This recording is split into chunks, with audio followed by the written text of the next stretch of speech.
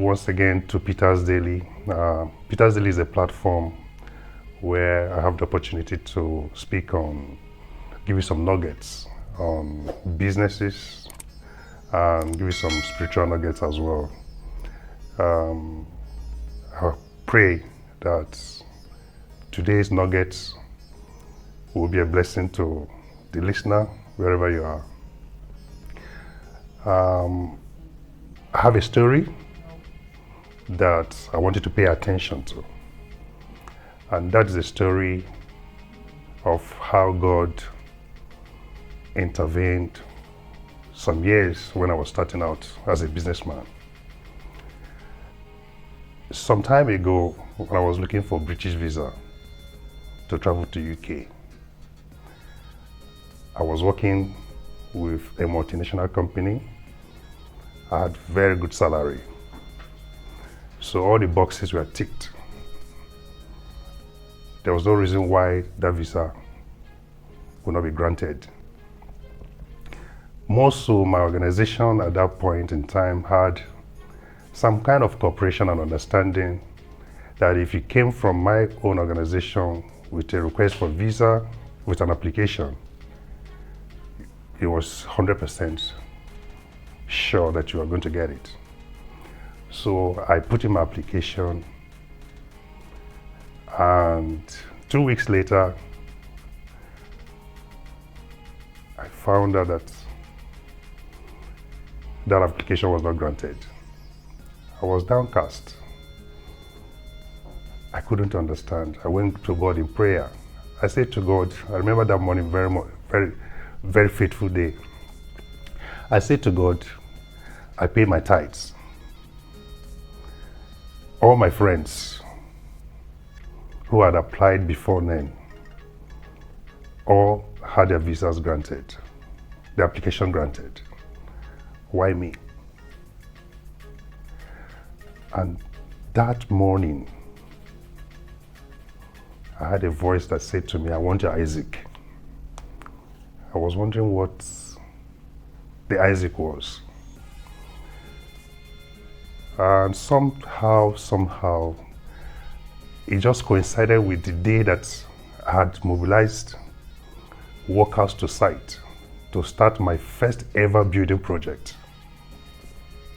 My first ever building project. I had mobilized workers to site. My plan was that after my morning devotion, I would go to site and do groundbreaking. And God said that that money you kept aside for this project, that He wanted it. It sounded very foolish. It sounded very stupid.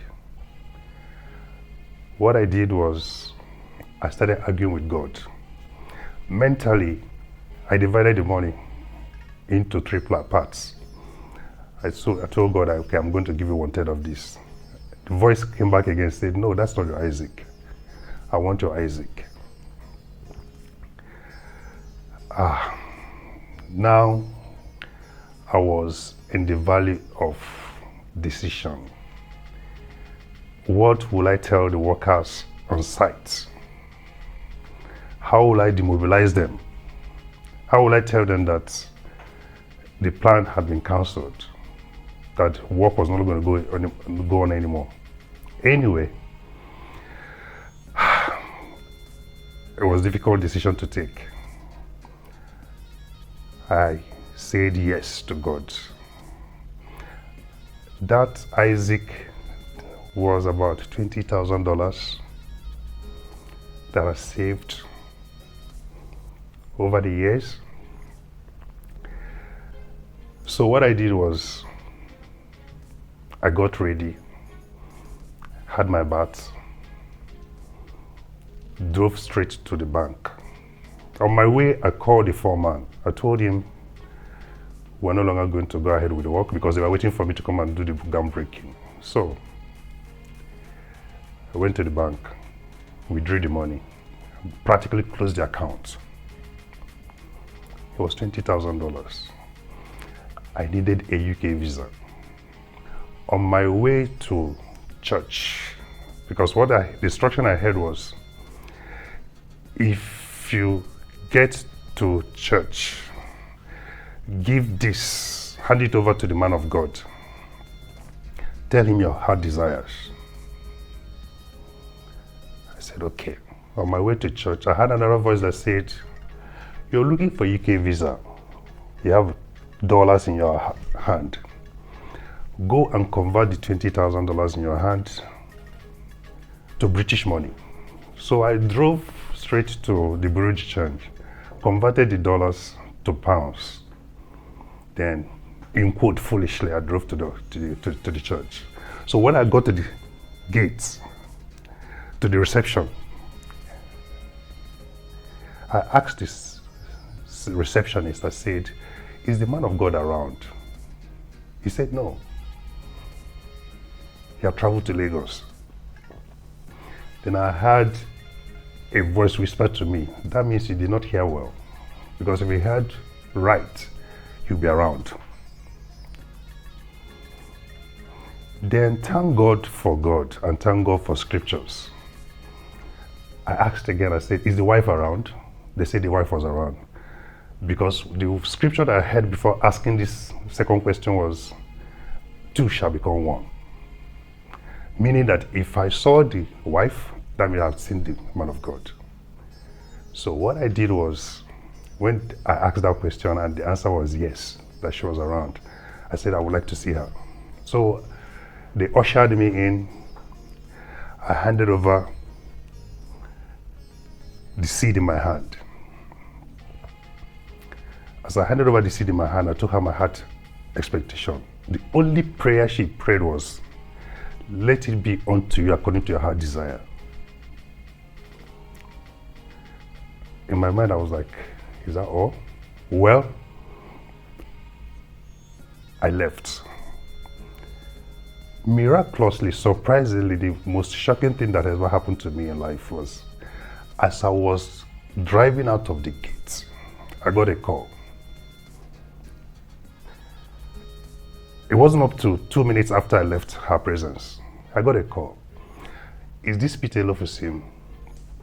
I said yes. This is, I've forgotten the name of the Indian lady, calling from British Embassy. Because it was an Indian accent. Sorry, we made a mistake on your application. Can you bring in your passport tomorrow morning for your visa? I parked by the roadside. I mean, when I got instruction, I was dumbfounded, I was stupefied, I was just like, what is going on here?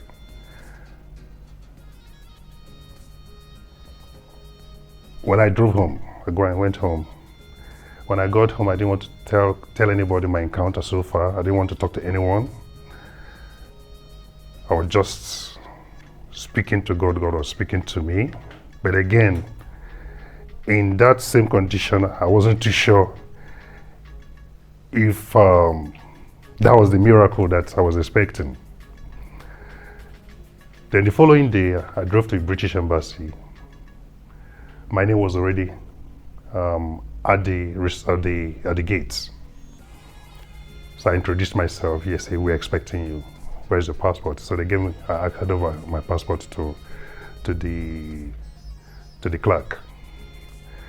And I was told to wait for 2 hours, 2 or 3 hours. If I could go and come back, that's fine. So I left, went back to the office. 2 hours later, I went back. I was issued the British visa. Now, within 24 hours, I traveled to UK. Now, the instructive part of this is that I left UK because it was a company that invited me over.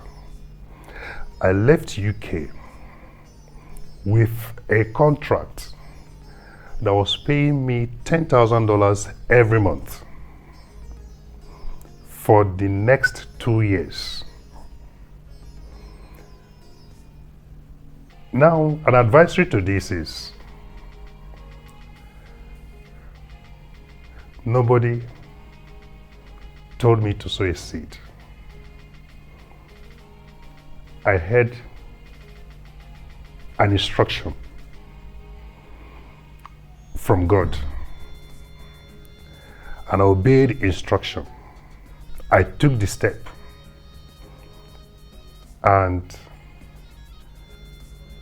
that emboldened me to even do more daring things that when I tell you about them, it looks like someone that has brainwashed. But I tell you, at the end of the day, I come back with good results. Hearing, obeying what I heard, then result comes. That's very key. In all this, what I learned is that hearing from God, following the instructions given to you, will always lead to you getting your expectation met. And like I said, I wasn't goaded, I wasn't cajoled.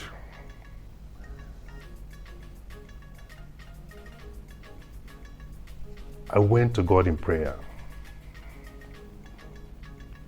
with a heavy heart, of course, and I paused to listen.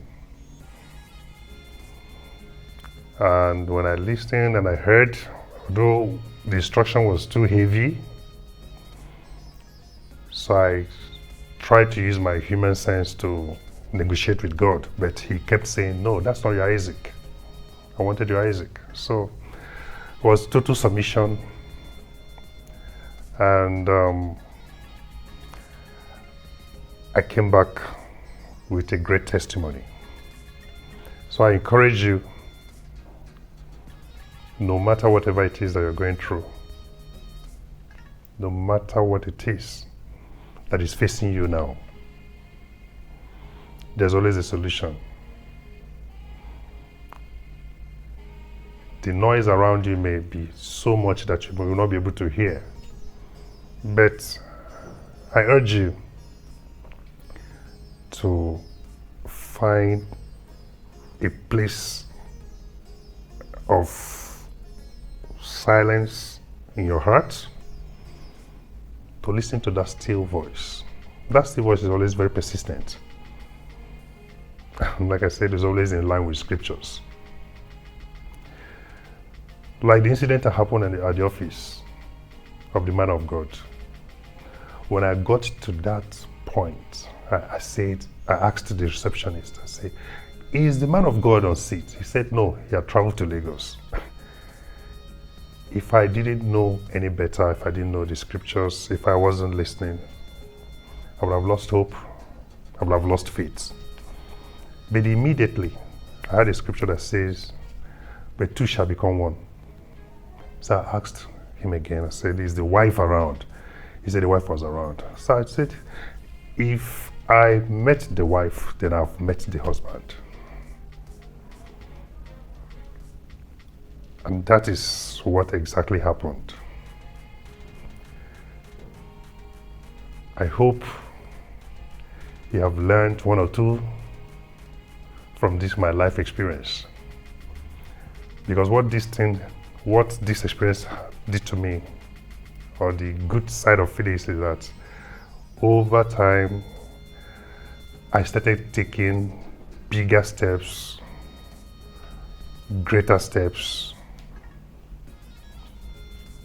more daring steps.